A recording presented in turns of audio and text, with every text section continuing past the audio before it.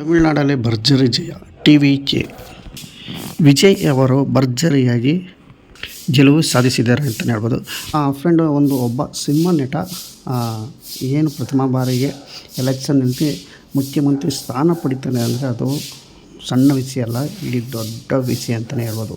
ಅಷ್ಟು ಗ್ರೇಟ್ ವಿಜಯ್ ಅವರು. ಯಾಕೆಂದರೆ ನಾವು ನೋಡ್ತಾ ಇರ್ಬೋದು, ಸಾಮಾನ್ಯವಾಗಿ ಅವರು ಪ್ರಚಾರಕ್ಕೆ ಹೋದಾಗ ಎಷ್ಟು ಜನ ಸೇರ್ತಿದ್ರು ಅಂದರೆ ಕೋಟಿ ಜನ ಸೇರ್ತಾಯಿದ್ರು. ಆವಾಗಲೇ ಅವರು ನಾವು ತಿಳ್ಕೊಂಡಿದ್ವಿ, ಇವರು ಪಕ್ಕ ಸರ್ಕಾರ ರಚನೆ ಮಾಡೇ ಮಾಡ್ತಾರೆ ಅಂತ ನಮಗೆ ವಿಶ್ವಾಸ ಇತ್ತು.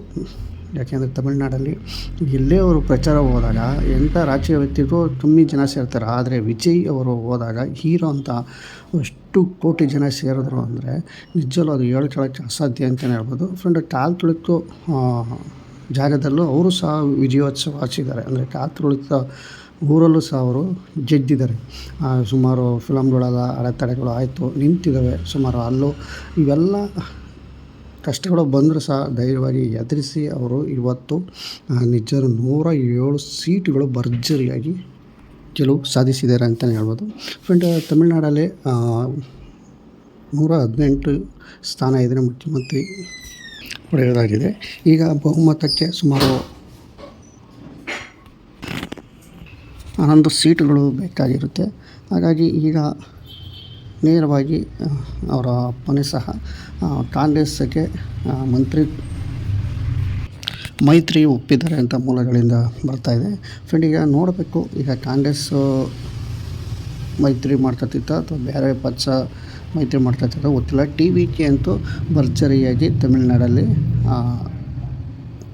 ವಿಜಯ್ ಅವರು ಯಶಸ್ವಿಯಾಗಿ ಹಾದಿಯಲ್ಲಿ ಜಯ ಗಳಿಸಿದ್ದಾರೆ ಅಂತ ಹೇಳ್ಬೋದು. ಫ್ರೆಂಡ್, ಈಗ ವಿಜಯ್ ಅವರು ಮುಖ್ಯಮಂತ್ರಿ ಸ್ಥಾನದಲ್ಲಿ ರೇಸ್ನಲ್ಲಿದ್ದಾರೆ ಅಂತಲೇ ತಿಳಿಬೋದು.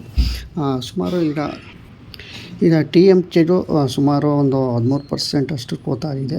ಫ್ರೆಂಡ್, ಇಲ್ಲಿ ಟಿ.ಎಮ್.ಕೆನೂ ಸಹ ಇಲ್ಲಿ ಭರ್ಜರಿಯಾಗಿ ತಾಂಡಿದೆ. ಬಟ್ ಇಲ್ಲಿ 52 ಕ್ಷೇತ್ರಗಳು ತಾಂಡಿದೆ.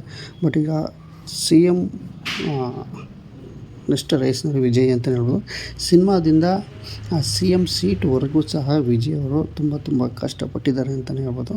ಫ್ರೆಂಡ್, ಇಲ್ಲಿ ಏನು ವಿಜಯ್ ಅಭಿಮಾನಿಗಳೆಲ್ಲ ಸಿಳ್ಳೆ ಒಂದು ಪಾರವೇ ಇಲ್ಲ ತಮಿಳುನಾಡಲ್ಲಿ.